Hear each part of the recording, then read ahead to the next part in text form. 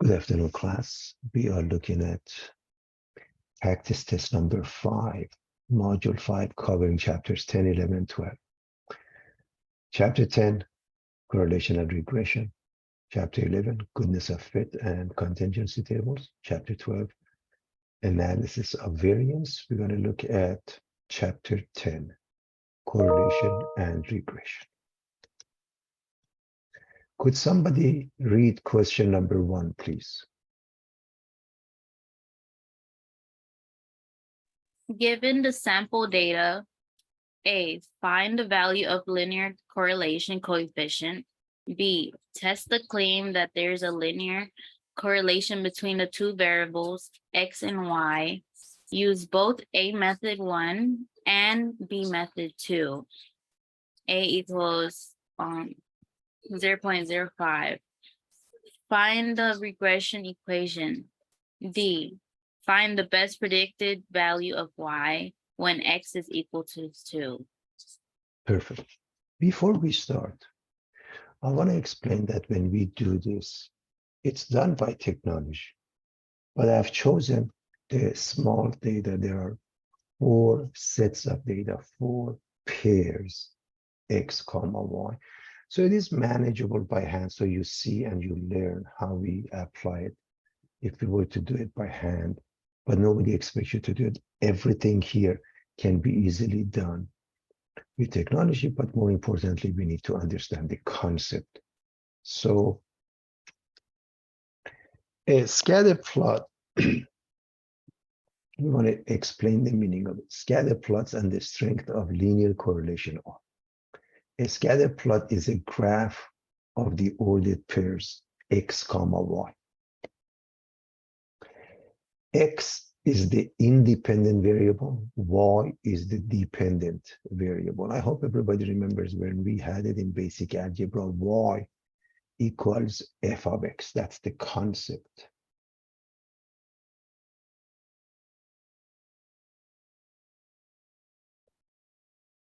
And a line is in the form of mx plus b.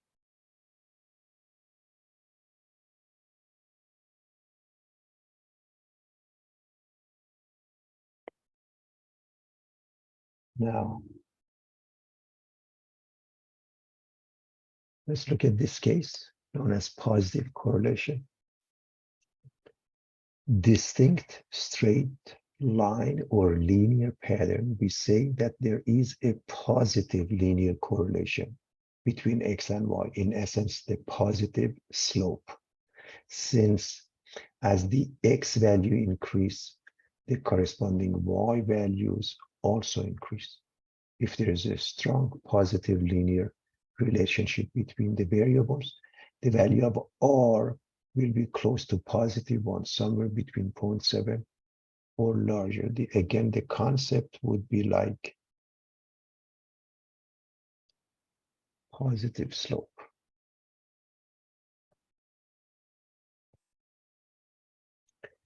Now, same situation, but negative slope. Same situation, meaning distinct, straight line or linear pattern. We say that there is a negative linear correlation between X and Y, since as the X values increase, the corresponding Y values decrease. If there's a strong negative linear relationship between the variables, the value of R will be close to -1.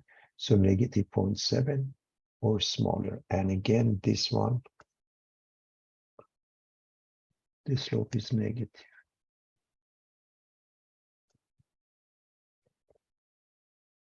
Now, in this case, and the slope looks like this, the horizontal line, the slope is 0, by the way.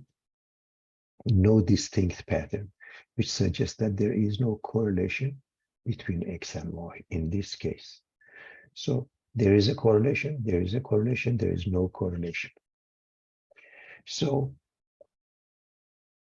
R goes between -1 and +1. If it's close to 1, strong positive linear relationship. If it's close to -1, strong negative linear relationship, but both of them are strong. In between, it's not. There is no linear relationship. Now, correlation doesn't imply causality, meaning if there's a correlation doesn't mean there's a causation.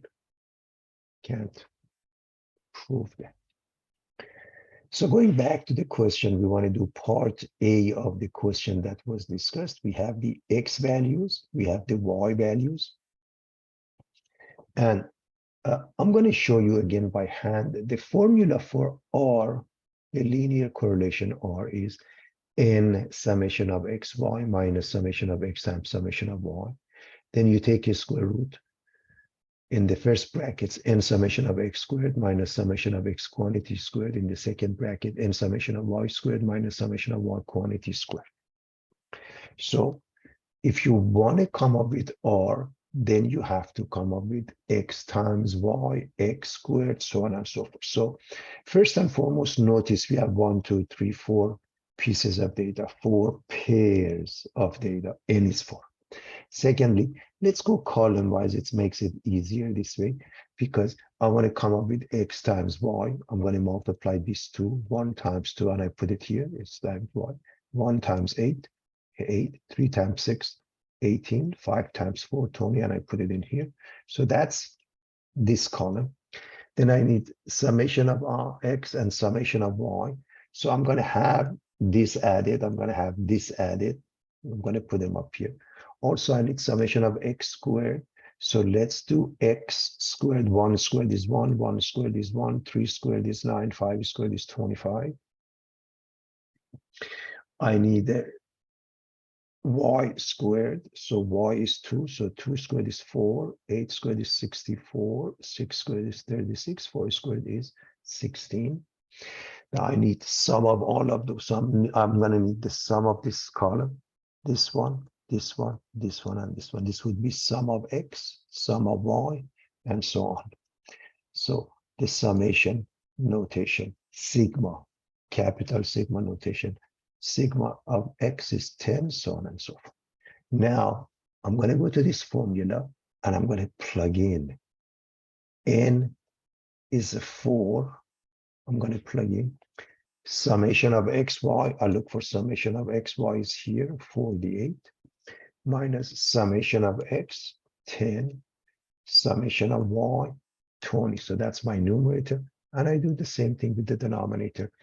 N is 4, summation of x squared, 36, minus summation of x, which is 10, quantity squared, and then n, summation of y squared, n times 120, minus summation of y, 20 squared.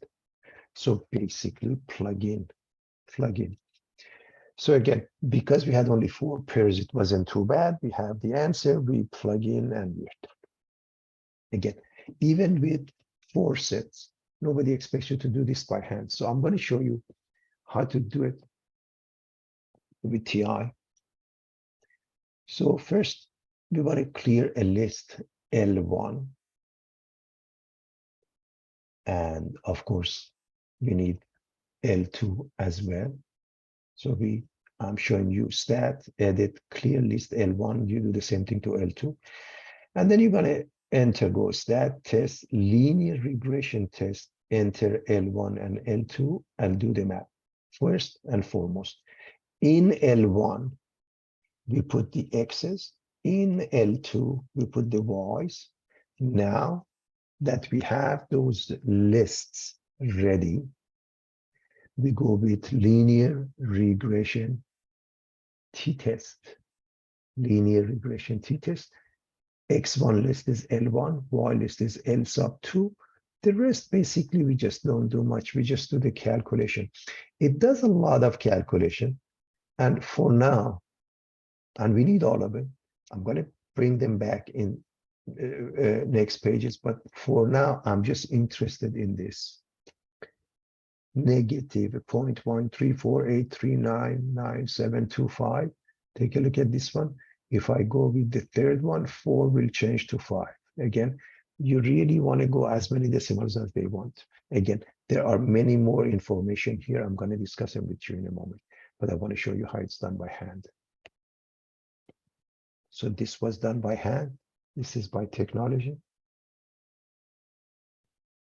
And of course, another online calculator, socialstatistics.com.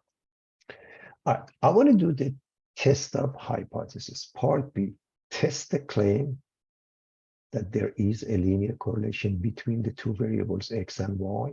Use both A, method 1, which is the t-test in essence, and B, method 2, which we use Pearson correlation coefficient table.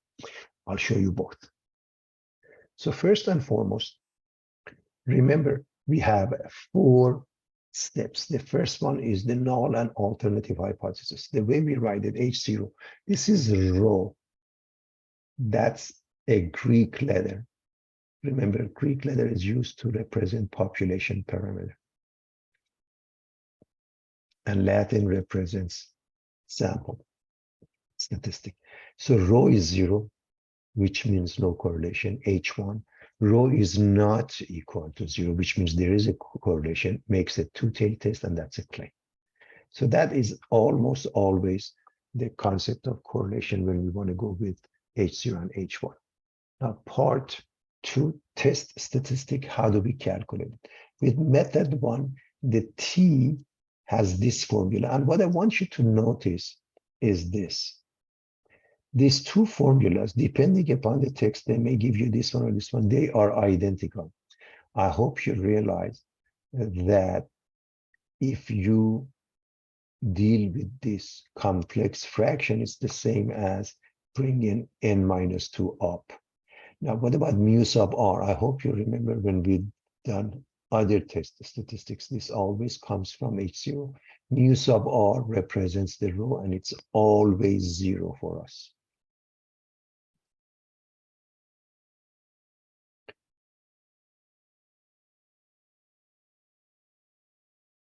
Mu sub r equals rho equal to 0. That's the case.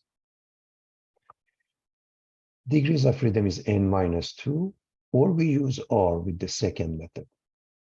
So the second method, R, is simply has been calculated. This one, we are going to plug in.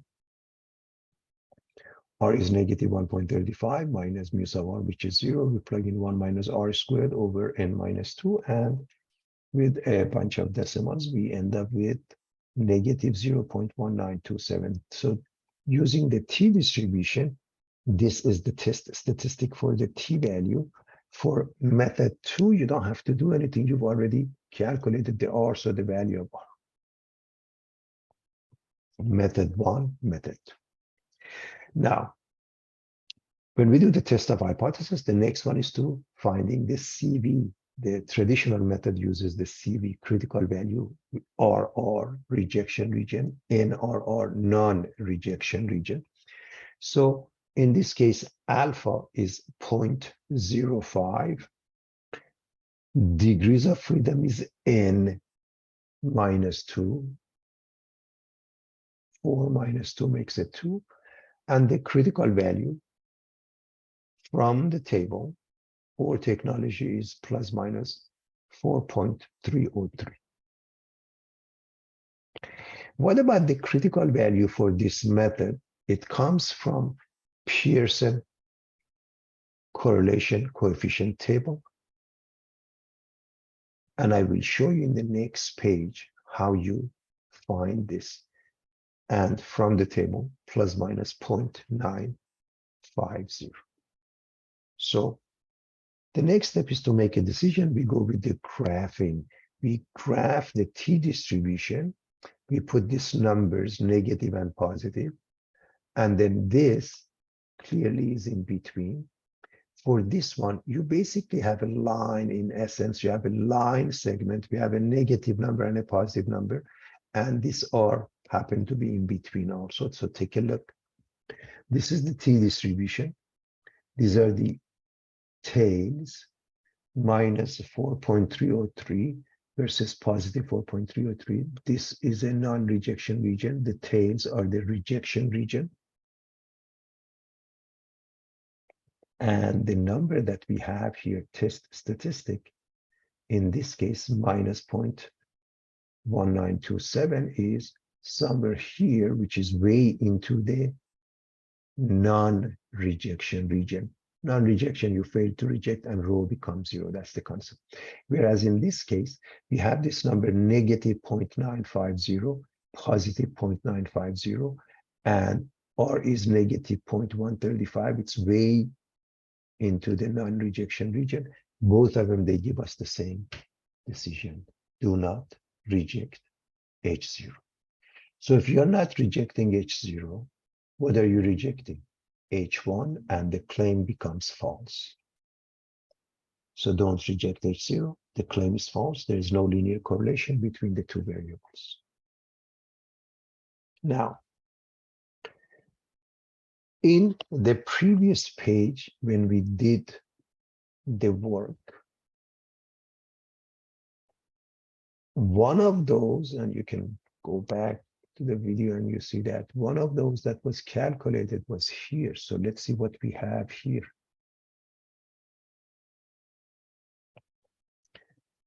T is minus 0.1924. Of course, Y, this is the test statistic, and Y is different than this. It depends on how many decimals you want to go.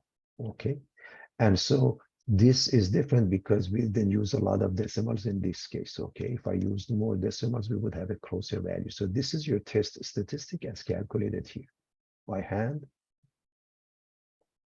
by technology. And what is this? This is, again, degrees of freedom. We have it. We have the p-value. P-value is 0.865160. So if we stop here, it's way larger than alpha 0.05. Don't reject H0 or fail to reject H0, which means no linear correlation. Now, I want to show you again, and I want to remind you how we get the critical value for both. This is the T distribution. So from the previous case, remember, we have alpha is 0.05, degrees of freedom is 2. Well, here's degrees of freedom. Here's area in two tails, 0.05, because it's a two-tail test. And the answer is 4.303. And we say T is plus minus 4.303. There is a table called Pearson correlation coefficient, R. N is 4, alpha is 0.05. So take a look at this column. It says alpha is 0.05, alpha is 0.01.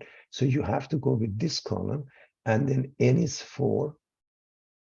So 4.05. So the answer is 0.950.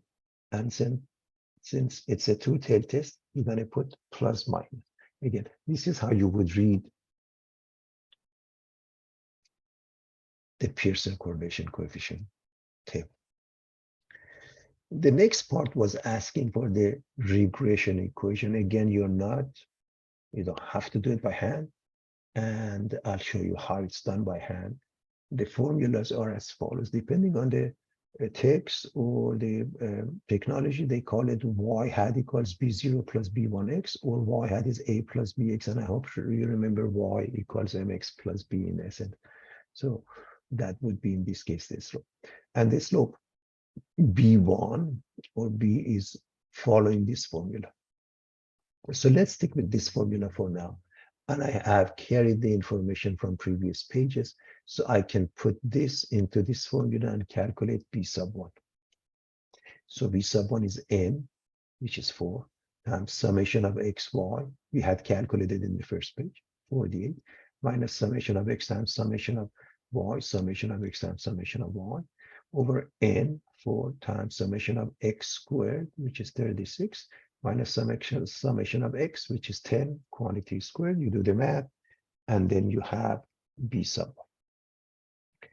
Now, the next one is to find B sub 0.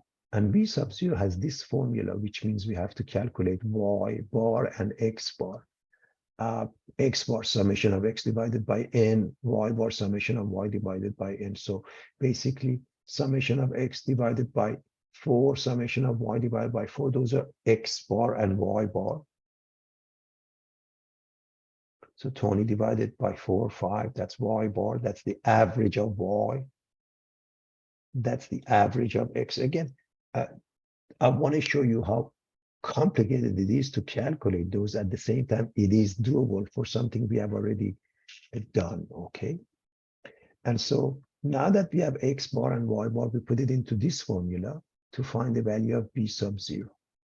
Y bar 5 minus b1, this number, times x bar, this number. Now, by the way, what I want you to notice that when I'm calculating, over here I stopped at 3, but over here I have a lot more decimals. And the reason is really you do the rounding at the end. That's why I've used more decimals here than here.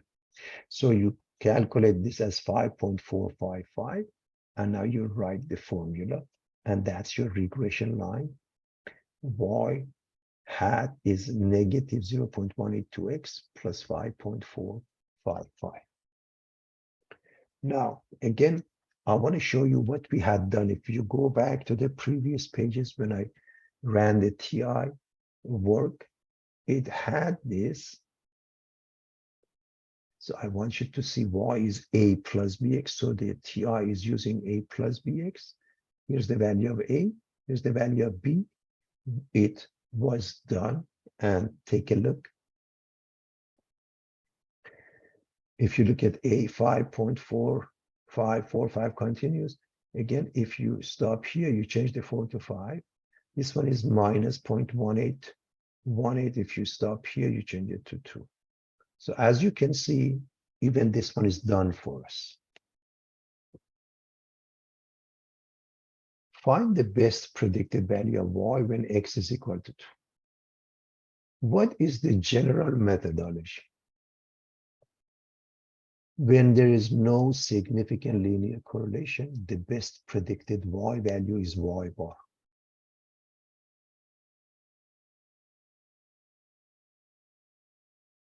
As you recall, R was negative 0.135, and just with the value of R, which is very close to 0, just by that, although we proved there was no significant correlation, then y bar is the answer. If there is a correlation, you actually replace the x with 2, not in this case. So you replace the x with 2 when there is a correlation. When there is no correlation, you go with the average of 1. And again, here's the p-value, which was shown. P-value is 0.865, way larger than alpha. Don't reject H0. There was no linear correlation. So just reminding everybody what we discussed as far as no linear correlation. Could somebody read this question? A researcher is studying the effects of testosterone injections on different lab mice.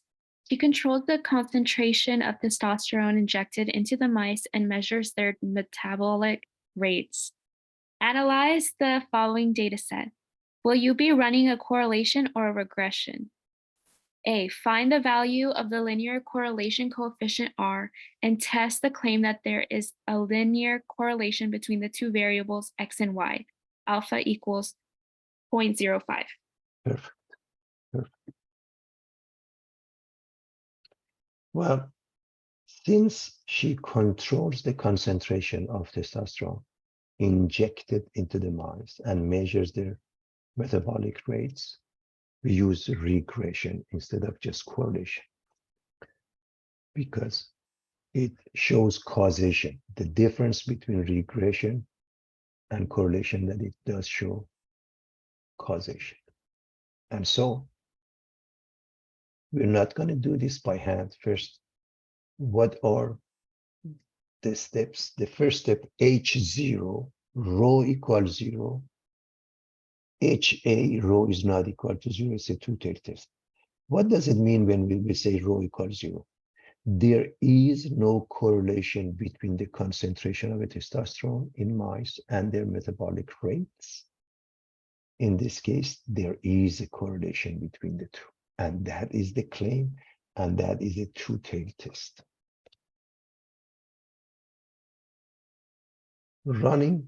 Putting this through technology, specifically Excel, we get R squared, and this table, and I'm going to explain that as we go through the process for the following steps. So we're going to continue. That was our first step.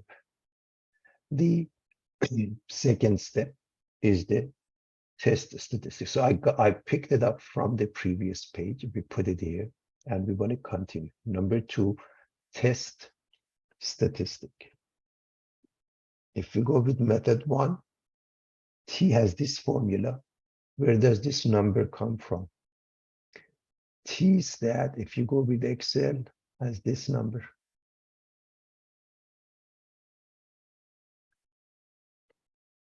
If you go with method 2, here's the value of R.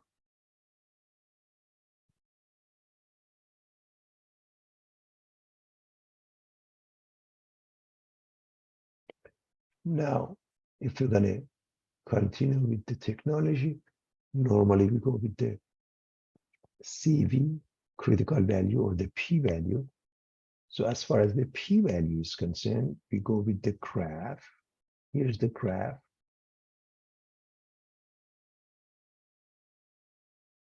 And here's the test statistic, 33.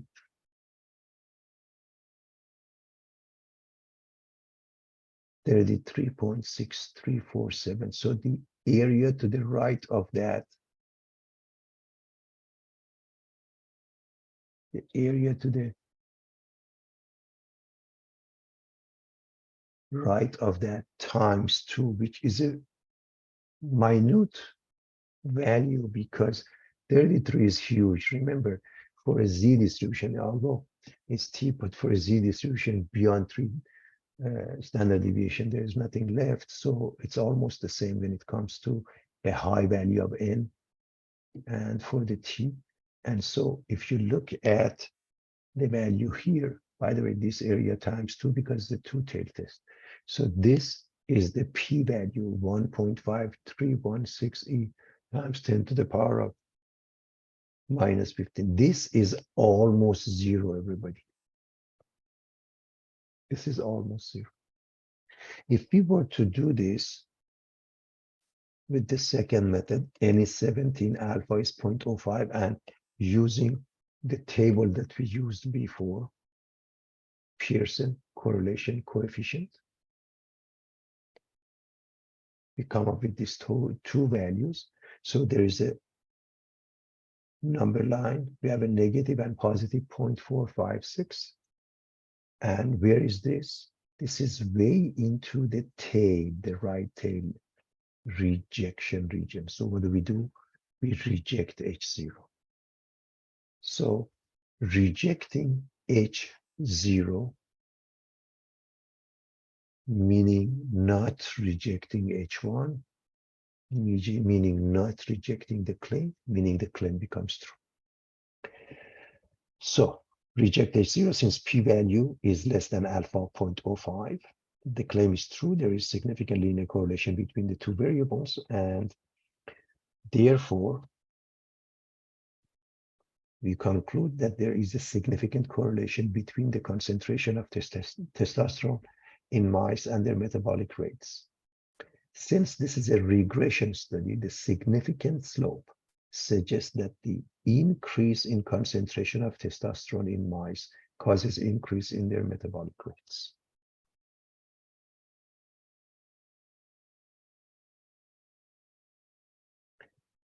Same question, we want to find the regression equation. And again, I remind you of those formula, but we don't have to worry about it. And again, I give you the same table that we had before. So here's the coefficients, the intercept. goes here, and this one is 199.059. So that's X. That's how we go from here to the formula for the equation of a regression line if we are using the Excel.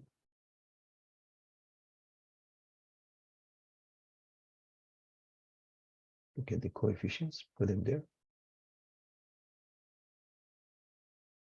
Find the best predicted value for a Y, which is the metabolic rates, when X is equal to 1.3, the concentration of the testosterone. Well, we have proved that there is a significant linear correlation. So we're going to plug in. Because there is a significant linear correlation, plug in 1.3, replace the X here with 1.3, do the math, and the answer is 638.2697. Again, when there is no linear correlation, you go with Y bar. When there is a correlation, you plug in, Using the above pairs and the value of R, what proportion of the variation in metabolic rates can be explained by the variation in the concentration of testosterone? In general, if you ever come across that question, the answer to such question is always R squared. R squared. So you don't even have to look for it. It has been answered. So 98.69%. The answer is R squared. The portion of the variation that can be explained by the variation in concentration in the portion of the variation in metabolic rates can be explained by the variation in the concentration of testosterone, which is the change in the dependent variable based on independent variable. What percentage can be explained is R squared.